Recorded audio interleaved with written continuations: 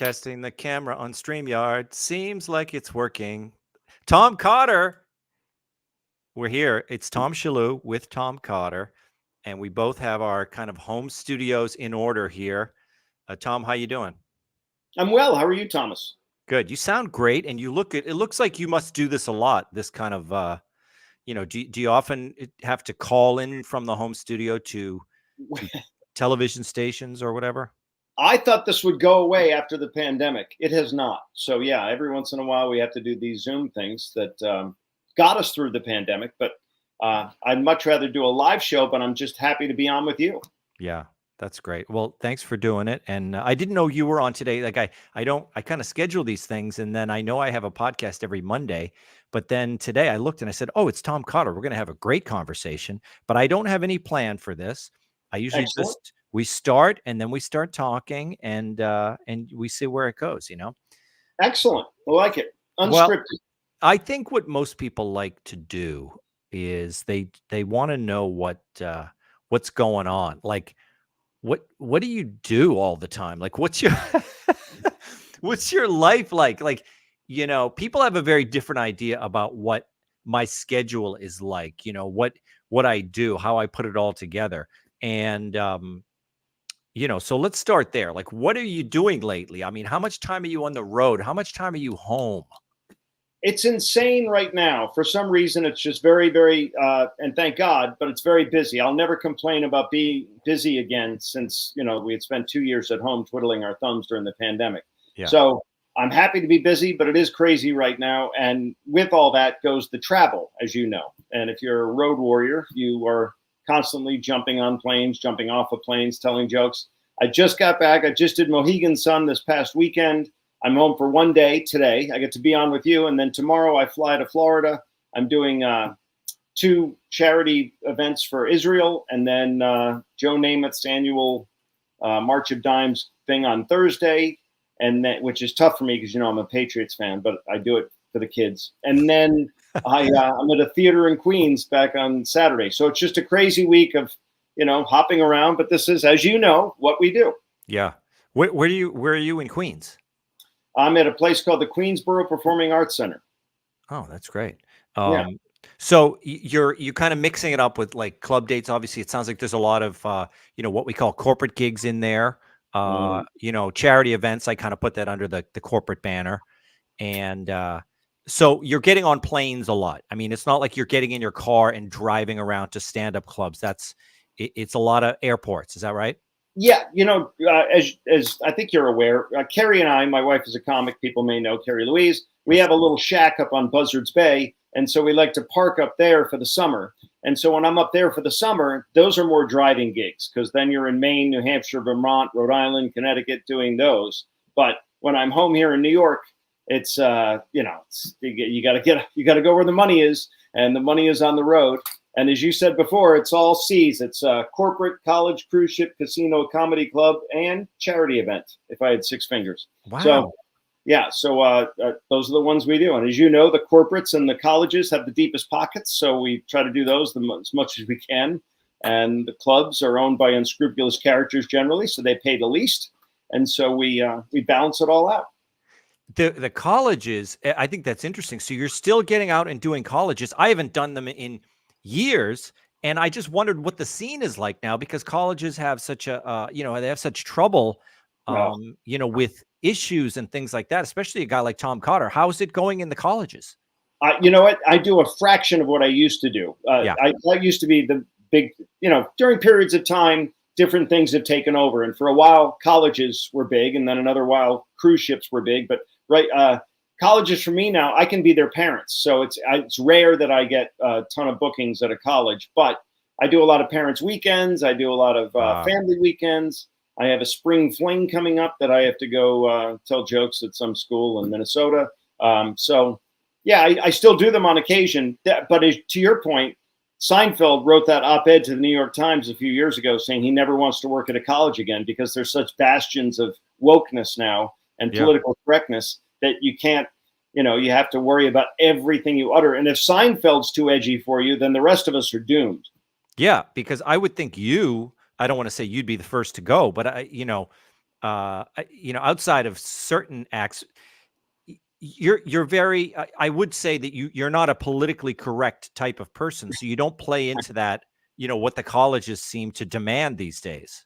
Yeah, it's tough. You don't want to walk on eggshells the entire time. And these kids show up waiting for you to utter that one word that's going to send them into a tizzy. They get triggered. And then they go on social media and eviscerate you. And you and I both have friends that have been flogged on social media such that just now there's a comedy club in Seattle that just canceled a bunch of guys. Jim Florentine's a friend of mine. They canceled him. They canceled a bunch of other people that they already had on the schedule because people were complaining. There was another, I don't know the guy, but there's a born again Christian college comedian who tours, he talks about being pro-life in his act, and they shut him down. The wokesters called the venues and said, we're going to picket. We're going to come and raise hell if you have this guy there. And now you're messing with a man's livelihood, which I think is unconscionable, just because you don't agree with his political stance. I didn't know that one. So that one, they were successful in, because the thing with Florentine and some of the Legion of Skanks guys, I think that they just kind of canceled a handful of dates, and they were like, we're not this kind of, like, we're totally a left-wing comedy club. We can't have these guys. And then the guys ended up, riding the publicity on that, and it ended up, they ended up getting booked at another club in the area very easily. But this guy you're talking about, he's just pro-life, and they came after him, and they were successfully able to get these venues to cancel him. From what I understand, they had a few venues that he was booked at that said it's not worth the hassle. We don't want picketers. We don't want people, besmirching our venue. So it's just not worth it. And that's kind of what's happened to Florentine on the other side. I get that part, but caveat emptor. Why did you hire Florentine and the Legion of Skanks or whoever they are if you didn't know what they did? That's on you. You screwed up there. And they, to your earlier point, they're doing well. They're riding the publicity out of that. And the club will probably do well too from that, just because people are now talking about it. But it's a sad statement, I think, of where we are. Yeah, I think that club was one of those, we've seen them. They're kind of like almost like an improv club in town. They have a very, small community of people who do their shows. I went to the website to see, and I was thinking, oh, what is this club that unbooked Florentine? And it really was. I'm actually surprised they booked them at all, because this club was one of these, closer to a UCB operation. Like they have classes, they have an open mic night. They seem to have the same characters going up all the time, and it's a real liberal little, almost like a theater. And so they're going to try to ride this and be like, oh, these guys, because now everybody's after them. It's calling them jerks for unbooking these guys. And so they're trying to use it for their crowd, being like, we're not going to be bullied. This is a liberal community. And, so they're riding their publicity, and the Legion of Skanks guys are going to get their publicity out of it. So the whole thing's working out. But I don't like what they're doing with this guy, this phantom character that you're describing to me. It sounds like all he is pro-life, and they're using that to deprive him of his livelihood. It's quite amazing. I just, what happened to freedom of speech? If you don't want to come, don't buy the ticket. So rather than, now you're going to block other people from seeing it. It's almost like today, the Supreme Court said that Colorado cannot block Trump from being on the ballot. Why would you? If you don't want to vote for Trump, don't vote for Trump, but don't try to make it so the rest of us can't vote for him. That's unfair, I think. So I kind of equate those two scenarios. Right? I don't like it when people make decisions on my behalf. Let me make my own decision. I'm a grown man. You wouldn't know it by looking at me, 5'6", but still, I am a grown man. Well, are you surprised by that it was 9-1 for the Supreme Court? I mean, because you definitely have there's definitely some left-wing people on that court, but it must have been a no-brainer that obviously Colorado was just trying to keep Trump off the ballot because they don't like him, and they didn't have very good reasoning behind it, or it wouldn't have been 9-0. Yeah. The other thing I'm noticing, and I don't want to make this an issue, and if you get letters from this, blame it on me, but I noticed that the woman from Illinois that just tried to block him is an African-American woman. Fannie Willis is an African-American woman. The woman who is nailing him in New York is an African-American woman. I'm seeing a theme here that I mean that I hear that Trump's getting more and more of the African American community to vote for him this time, but certainly the women are not happy with him because it seems like they're all going after him, at least in the legal system, or Well, yeah, trying. it's almost more like it's the blue state politicians are really the most anti-Trump, the blue state urban politicians. Yeah, And you're starting to see they're all, it's people like that, like Fannie Willis. She's the typical blue state Democrat politician now. These are the people that get elected. And you saw her on the stand. She's not that bright of an individual. You remember Lori, what's her name from Chicago, the mayor, yeah, Lori Lori Lightfoot. Lightfoot. Yeah. These are not smart people. I mean, they are really they're dum-dums, and you see them when they're out and they're exposed for what they are. Yes. But these are the kind of people that are being elected in our blue cities now.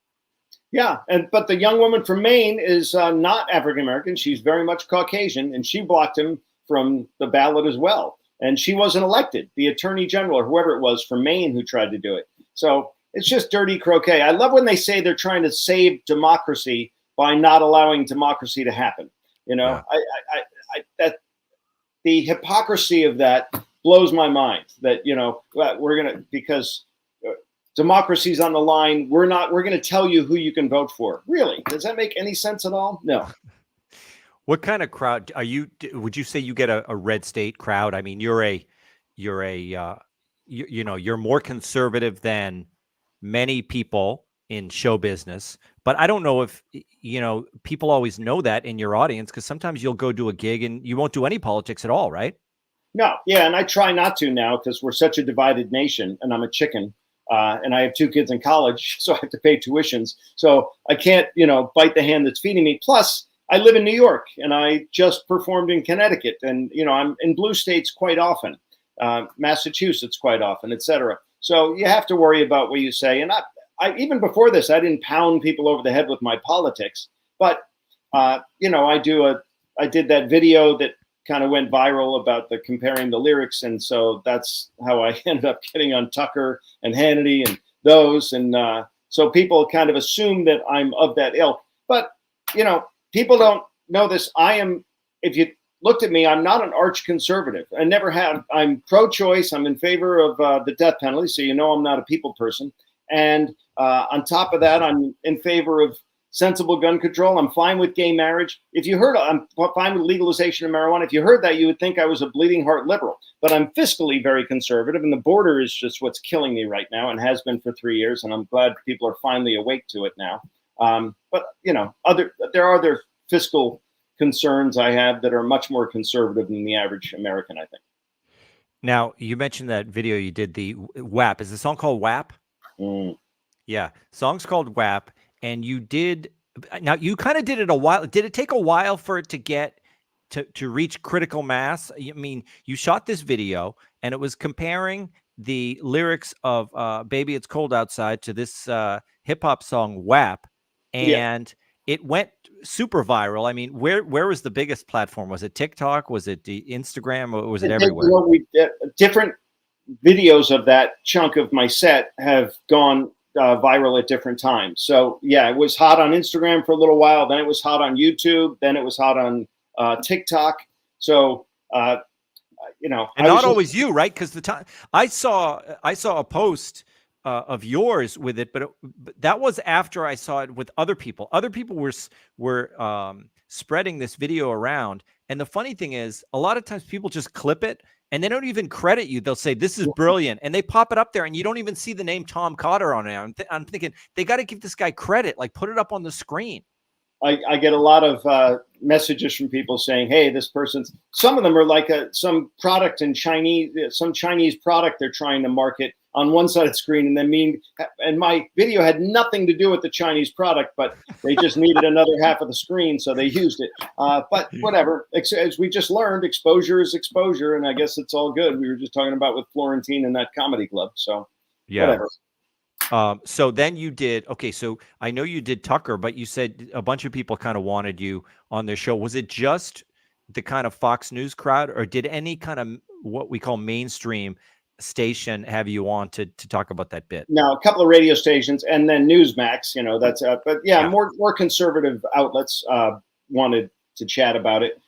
And all I Yeah. was doing was pointing out the hypocrisy that for over 2 months, that song with the most filthy lyrics in the world was #1 in the nation and won all these awards. And we were canceling Baby It's Cold Outside, that was written just after World War II, because we're saying some of the things in there had toxic masculinity in the lyrics and may have intimated towards sexual malfeasance, but certainly not pounding you over the head like the other one. So it was just a tit for tat kind of comparison. And who knew it was going to go viral? I certainly didn't know, but I was very happy with it. But yeah, from that, people assume that I'm this arch conservative, which I'm not. But I'm clearly in the comedy world, I lean a lot further right than most people. What's interesting is if you see that original movie with, I think it's Ricardo Montalban is the guy in it, right? Which movie? It's the movie with Baby It's Cold Outside in it. Yeah, I don't even know. I know that song has been in a bunch of films.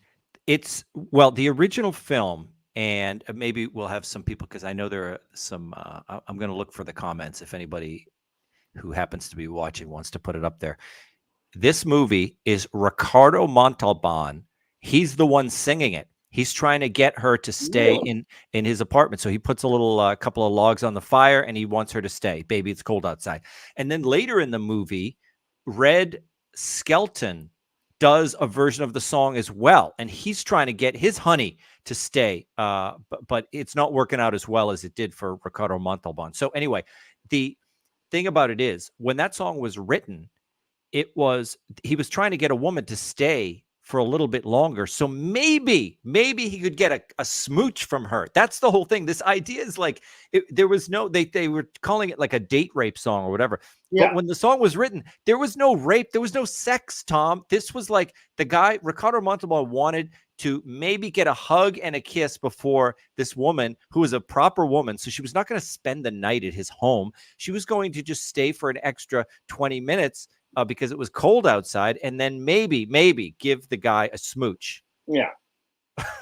That was it. The song was written by a husband and wife team. And people don't know that. They also don't know that, you could say that the lyrics have some kind of toxic date rapey element to it, if you want to. But you're comparing to a vernacular. That language back then was much different than it is now, A. And B, she actually has admitted, the woman who sings WAP, Cardi B, is a former stripper. And she admits to having drugged men and taken money from them when she was a stripper. Right. She's been on. Right. So, they're saying that she says, "Hey, what's in this drink?" Meant something like that. Roofies didn't exist back in the 1940s. So, right. When she says, "What's in this drink?" It's just, she's like Drambuie. Maybe it's something like champagne or maybe a mixed drink of some kind. But certainly there was no malfeasance there either. And I think she wants to stay too. If you listen to the tone of the song, she wants to stay, but she's worried. She says, "My mother will start to worry. My father will be pacing the floor. My sister will start to worry." It's about what her family and society will think. It's not what she wants to do. And so it's a playful, very, I think, kind of a fun song. And, the wokesters, again, try to ruin everything. And they've done it here again. Is it, you said it's a husband and wife team. Is it Comden and Green? You would know better than I just know from posting it, all the comments, and, people put up these factoids up there that all these little fun facts about the song, and they battle each other. And, I want to entertain. I don't want people to battle, but I mean, they get vicious towards each other on that. You get the wokesters taking one side, and then people who I think are a little more pragmatic on the other side, and they go at each other. And, people say, "Oh, it's good for your social media numbers," but it makes me feel a little uncomfortable. I don't want a battle taking place on a page that has my name on the top. I'd rather have people just laugh, but that's the way it is. I'm going to send you the video because you can find it on YouTube of the original movie, but you'll get a kick out of it, I think. And for the people who are watching this on my whatever social media that you're on, I'll post it on my local site. How's that? I have the tom.locals.com. I will post it there. and you'll I'm see that. amazed that Ricardo Montalban was the guy singing, because the only I remember him doing the Rich Corinthian Leather when he was Yes. selling cars, and I Yep. remember him as the Wrath of Khan on Yeah. Star Trek. Those are the only two things I ever knew him from. And now you're telling me he was the original singer of "Baby It's Cold Outside." How Well, great wait a is minute. The only two, of course, you know, Mr. Rourke, Fantasy Island. Oh, yeah, that's true. You're right. Yeah. You're right. Yeah. Yeah. I should have known that, because you know what? My nickname in high school was Tattoo. That's true. It's so much so, Tom Shalhoub, that I wore a white tuxedo to my prom my senior year because, as you remember, Hervé Villachez, the dwarf or whatever he is on Fantasy Island, Yeah. was named Tattoo. And so, like, we'd have wrestling matches and stuff, and people would say, "Come see Tattoo." I was known as Tattoo. Wait, just because of your height? Yes, because I mean, you're not that short, Tom. I was this height in 7th grade. I never grew a centimeter higher, and all my friends grew around me like trees. And so that's why I became the punching bag and Tattoo. And your sons are quite tall, I think, right? Well, my oldest is about my height, and he's 21, so he may be done. So he may be doomed like me. But the other two are significantly taller than me, so much so that I think we'll be on the Maury Povich show checking the DNA soon. Yeah, and they have such wonderfully thick hair. I'm thinking about your Christmas card, Tom. When it came, I said, "Look at all that hair." It almost seemed aggressive, like they were coming at you strong, Tom, like standing next to you with that hair. It just seemed like they were trying to shame their dad. Their hair and their height and their good skin. I hate them. Yeah, that's all my wife's side. She's Lebanese, so they get full heads of hair. There's clearly that. Yeah. Oh, that's great. So you guys also perform together, right? Not in the bedroom, but yes, on the road quite a bit. You do gigs on the road together, and then do you do kind of a Q&A? I feel like I've seen some of that stuff on YouTube or something. Where do you do kind of relationship advice or marriage advice or something like that? Well, consider the source. It's not good advice, but yeah. Generally, the format is my wife will go up and do half an hour or 45 minutes of eviscerating her husband, and then she'll introduce me. I'll come up and we'll do 10 minutes of a Burns and Allen, Lucy and Desi kind of back and forth, Nichols and May comedy team thing, and then she will exit the stage. I'll outro her, and then I'll do my stuff, which is basically a rebuttal to everything she said in her set. And then I invite her back up on stage, and then we do Q&A, and people like to ask us all about, the relationship and how it started and everything unbelievable. else. That sounds like a great show. I mean, fun. Yeah. We don't do it a lot because we make more money with her headlining somewhere and me headlining somewhere. We make more money that way than as us together. People like to hire us together because they like to abuse us. They know it's only one hotel room, so they save a little money there, and they feel like they're getting two comics for the price of one. And so we have to be careful about that. But we do love working with each other. It's a lot of fun. Yeah, it's like that with Gutfeld. I mean, he will. I love doing the shows with Gutfeld, but then I like to get out on my own and do my own show as well. I can't do the big venues that Greg does, but I can do better on my own because it's all coming to me. I mean, Greg's the big name, so he's taking all the cash, right? Not all. He pays me pretty well, but still. And people always ask me, excuse me, they say, Tom, why don't you do shows with Joe Mackey and Joe DeVito and Jamie Lissau? And we have done some shows together. There was a big show we did with Greg, and we had all the different comics on and stuff like that. But they say, why don't you guys do a tour together with the four of you? Like they think of it like they think of the Blue Collar Comedy Tour or something like that. That'd be a hell of a lineup, I have to say. It would be great. It would be great, and we could do bigger venues. I know we would if we had the right promotion, everything like that. But in the very end, I would think we're going to end up putting the same money. We probably do better on our own, either the same or less money at the end, even though we'd sell all these tickets and everything, the cost of the promotion and all this other stuff. And then you got to divide up the money with the comics. It's just economically easier for us to go and play a venue on our own. And I'm sure Joe Mackey feels the same way. I don't know. That's just, I'm always telling people that, and they're surprised. They say, wait a minute, don't tell me you couldn't come and play the Colonial Theater or whatever. I know, but you don't realize that, in the end, you can do pretty well on your own. That's what I'm always saying. Yeah, I'm wondering, have you ever had the barbershop, your quartet open for you? Did you ever come out with those Yes. guys and do that? That's a kind of fun, unique show. Yeah, and you don't have to pay those guys a whole lot of money because they love doing it. Yeah. So but what I actually do is for economic sense and also for a little local flavor is that whenever I go to a city, recently I went to Fort Worth and then Houston. And what I do is I send out an email blast to all the barbershoppers in the area and I say, hey guys, if you show up with a tenor, a baritone, and a bass, I will comp you in. You'll get free tickets to my show, and then we can close the show with a barbershop song. And the thing is, everybody knows all the same songs. Like we all have to know the same 20 songs in case there's a barbershop emergency. So you don't even have to rehearse.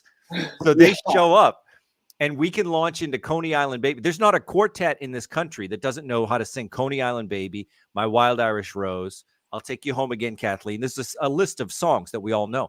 So they can get up without rehearsal and we can kind of knock the doors off the place at the end of the show. Do you ever take do you ever have a problem with like three baritones show up and you got to decide which one that's going to be the guy?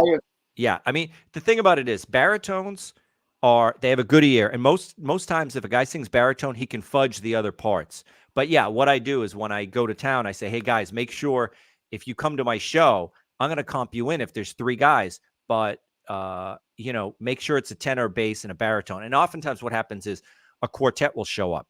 So there was a group from Dallas that came to the show and they're a pretty good quartet. So what I did is I ended my show. Then the three guys get up and do a song with me.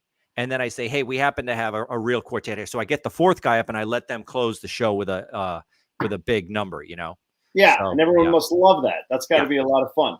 They can't believe it. I mean, because to be honest, I mean, we're not the greatest people in the world, but when you have 4-part harmony, it's never not going to be kind of surprising to see four guys just launch into 4-part harmony like that. So it's a great way to end the show. And like I said, these guys, they'll show up and do it I buy them a beer after the show and that's their pay.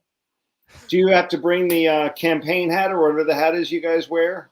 No, we just do it with street clothes. That's, they usually ask me, what should we wear? I say, just come as you are. We'll do it. That's the way we like to work. People should go see you when you're on the road because you're hysterically funny and you get the bonus of music sometimes, which is a lot of fun. Yes. Well, thank you. And you too. And I've been doing a solo show. I wrote a show about my dad after my after my mom passed away. So both my parents were gone and were cleaning out their stuff. And I went through all of their things and I found stuff and wrote a show about it, about some things I found of my dad's writings. So I ended up reading his writing from the stage and I show slides now. So this whole show about my kind of growing up and also my family. And I've been doing that at clubs. And you know what I've been doing, Tom? And I learned this from, believe it or not, Bill Cosby. I'm doing 4 o'clock shows. Bravo.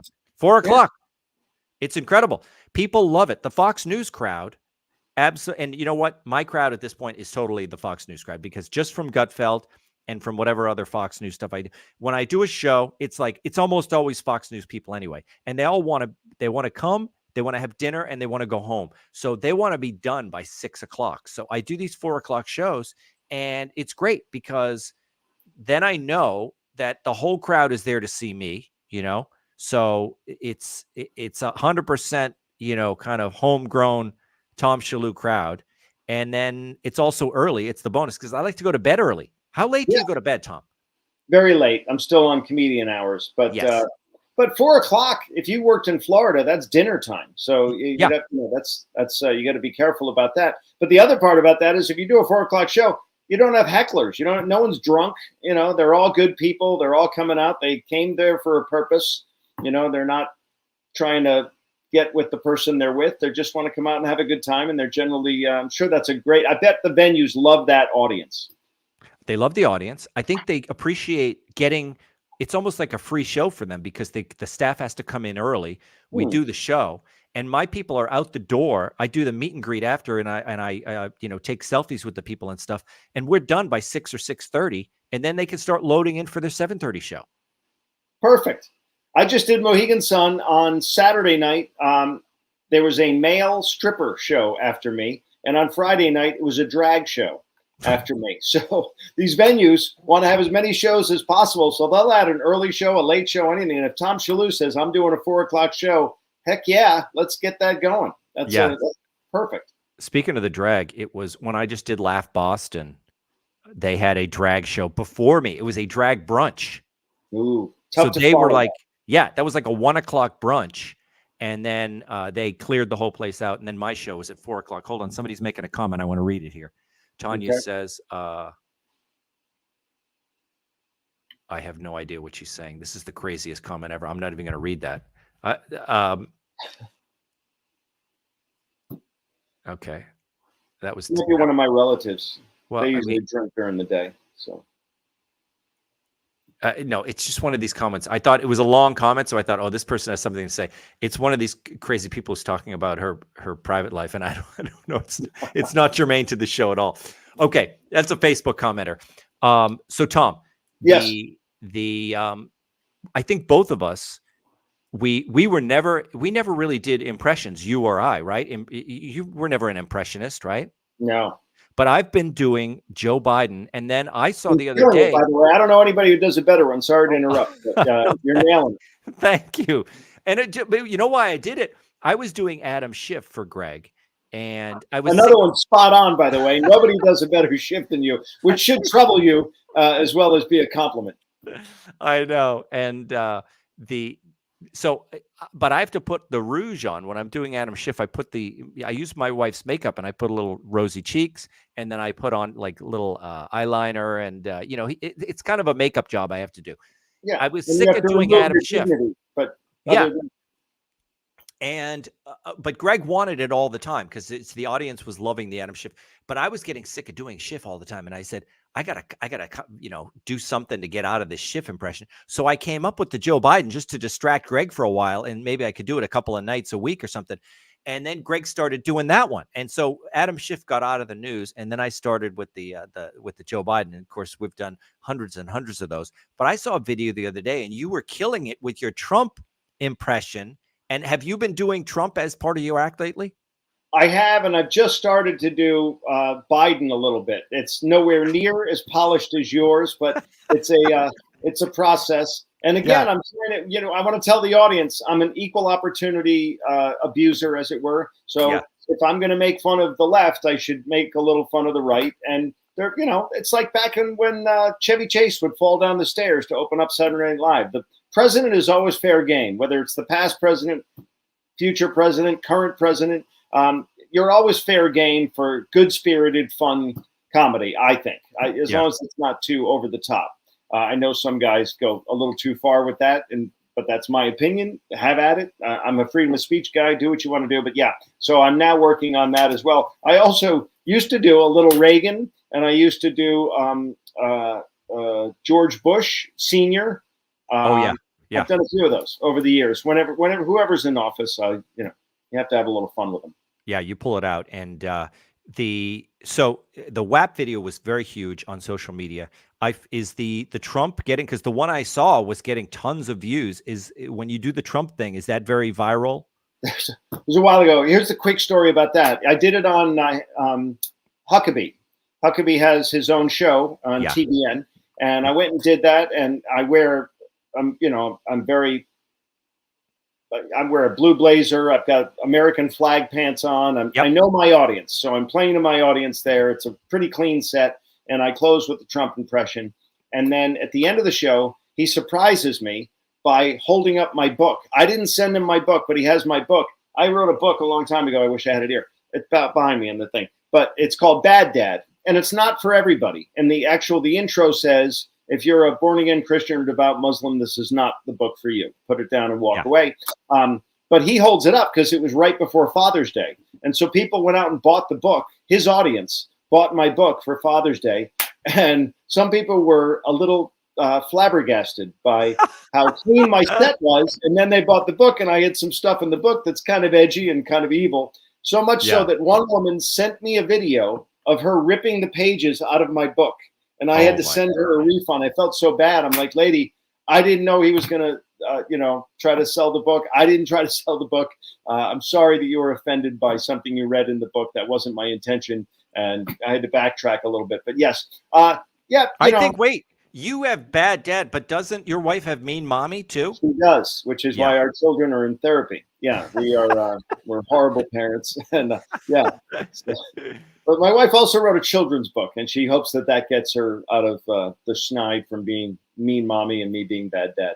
Oh, and it's real. It's a real children's book that it's called Harry the Elephant Has an Allergy, because our son has a egg white allergy. And so she wrote a joke about little kids, not a joke, a book about kids with their peanut allergies, or, some kids are allergic to bees or whatever. And she put a whole book about it for kids, and she reads it in schools, and it makes her heart feel warm. So she loves it. Fantastic. That is great. Well, Tom, I don't know if we got to, I mean, we didn't, you can never get to everything. No, you and we should one day do one where we go way back and stumble down memory lane, because we both came out of the Massachusetts kind of comedy scene back in the day. And what that yielded, and amazing. Well, you really were a Boston guy back with, back in the early days. I wasn't really getting started yet. You were getting started in stand-up, and there were, that scene. It was very rough. It was a very rough scene. Ooh. And I was doing Guilty Children. So I was in this very gentle improv group, and I didn't see my way to do stand-up until I got to New York, and I met guys like Gaffigan and that scene, and I started just kind of doing the open mic scene in New York. Oddly enough, I felt like there was more anonymity in New York. In Boston, everybody like knew what you were doing, and I felt like starting there was just I did it a little bit, like Billy Martin and the open mic night. I think it was Sunday or Monday night at Nick's. Yeah. Nick's was a really rough club, but they had the best open mic night. It was just very nice, good place to try out material. A little bit of that, a little bit of Played Against Sam's, and then Robin Horden at the Catch a Rising Star in Cambridge. Yeah. And just, again, like maybe Sunday and Monday nights, but I could never work the weekends. And then I moved to New York, and then that was it. And I didn't get back to Boston until I had kind of established myself or whatever. But you came up, and you kind of broke through in that Boston scene, right? With those guys. And I mean, I used to think that was the best comedy stable, the best proving ground, because you did have Leno, Stephen Wright, Dennis Leary, and then after that, huge names came out, like Billy Burr is huge right now. Dane Cook was huge. Obviously, Joe Rogan, all came out of Boston. And even got Louis C.K., guys behind the scenes. There were so many writers. You mentioned Catch a Rising Star. Almost all the people who worked at that club became huge TV writers. Kylie. David Cross. Yeah, all those guys became huge. And we would play softball, and it was usually the Knicks comics, which are the Boston blue-collar kind of guys with the thick accents, versus the Robin Horden, Catch a Rising Star guys. And there was some animosity there, because the writers guys always thought they were smarter, because they were. Guys. And the Boston guys were like, who are these writer guys? They're sissies. They can't do what we do. You're we right. blow the roof off the building. And it was just a fun thing to watch that whole thing take place. I never really thought of that. You're so right, though. The Catch was very much like, it was almost like alternative comedy is now, with, what's, Jonathan Katz came out of there, really. Yes. And he was Dr. Katz on Comedy Central for many, and Janine DiTullio, Janine Garofalo. Jonathan Groff. Remember Jonathan Groff? Jonathan Groff, yeah. And he was up the first time I did, an open mic at Catch a Rising Star. And I think it might have been my first, spot at all. And Jonathan Groff was hosting that. And I got up and I went overtime, and Robin Horden yelled at me, but I got off stage, and it's so funny. You know how bad you are when you first start, but I got off stage and I went to the bar, and, I probably got one laugh, maybe two, the whole time I was up there, and I felt pretty good about myself. And then John Groff was like, hey, not bad, man. He gave me a compliment, and he was like, you're going to be good. And I thought to myself, gonna be like, that's how cocky you have to be when you start. Like, I thought I did great. Groff was one of those smart guys. He went to Brown. He's a smart guy. Yeah. Son of ministers, and he. When I first saw him do stand up, he made fun of Rhode Island because he went to Brown. And I was a Rhode Islander, so I was like, "Hey, who's this guy making fun of me?" And then I was like, "Wow, he's actually pretty funny." And then I just enjoyed watching his stuff, and I've enjoyed watching his career from afar. He's done pretty well with his life, I think. He was on the tournament. He won Jeopardy, didn't he? He was I think the winner of the tournament of champions on Jeopardy. And the same year, he was the voice of Burger King, which was a huge cash cow in the voiceover world. He was the voice of Burger King. In the United States and Canada, and he like every day was banging out 5, 6, 7 voiceovers. So he was banking money then. At the same time, he was killing it on and still doing well as a writer and a comedian. So and then he became head writer of Conan, right? Yeah. What was the biggest thing you ever did commercial wise? Biggest voiceover or things like that? I was I had Sam Adams for a while, and then Kiefer Sutherland took that from me. Oh, so he's dead to me. So you had the Sam Adams voice, like you would say. Yes, I did that. That was, again, we talked about phases of your career. I spent like a bunch of years doing colleges, a bunch of years doing cruise ships, a bunch of years doing the commercial thing, and almost always voiceover because I have a great face for radio. I did very few on-camera commercials, but for whatever reason, they thought I was one of the voices of Gen X at the time or something. And so I was getting a fair amount of that. I got very lucky in that whole thing, and it carried me for a while. Gorelick Farms was a dairy that I was the voice of for a number of years. Oh yeah. And, but like friends of ours, whom it's Brian Scott McFadden was a Sir to Sheep. He was one of those Sir to Sheep. He was one of the He did so many things. Oh, he was one of the cereal guys. I can't remember what he still does. He still does very well in that world. Yeah, I know. I haven't done anything. I've done a little bit. There was a couple of things. There's probably a few things that are still dripping out there, but those. I used to see you at the auditions. Yeah, we used to cross paths. Yeah, there was such a community there. We would go out, and a lot of them were comics. So certain comics you'd see all the time, like John Groff and Gaffigan. Gaffigan was killing it for a while. Yeah, Gaffigan was doing so many commercials. I was like, wow, I want to do what he does, and he was killing it. And I went and spent 10 grand getting hair plugs. And then I turn on the TV and every commercial's Gaffigan who's bald. And I'm like, what the hell did I just do?